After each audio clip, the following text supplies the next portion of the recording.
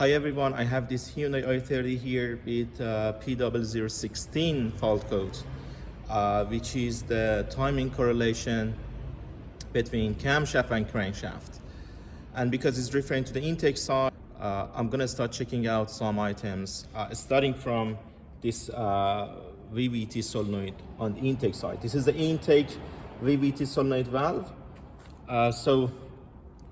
So technically, what I can check on this VVT solenoid valve is I can check the connector to make sure it's properly connected. After removing the connector, you can check the power supply on this connector just to make sure the VVT solenoid valve is getting the power supply. It should be battery voltage when ignition switch is on. You can just use the normal multimeter to check it out. But for the VVT itself, you can check the internal resistance. So for doing that, you don't need to remove the intake. You don't need to remove the solenoid valve. You can just disconnect the connector just like this. All right, connector is removed.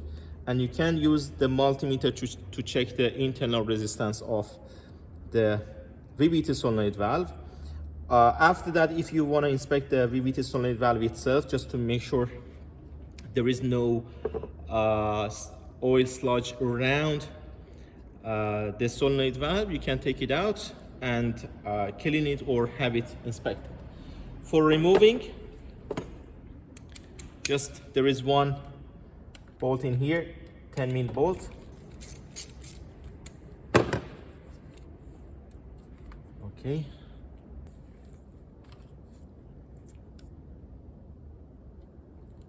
All right.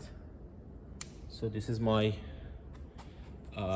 VVT solenoid valve, which is, as you see, is really clean. It doesn't have any oil sludge, anything around the VVT solenoid valve. If you see the oil sludge around these filters, you have to clean it and put it back.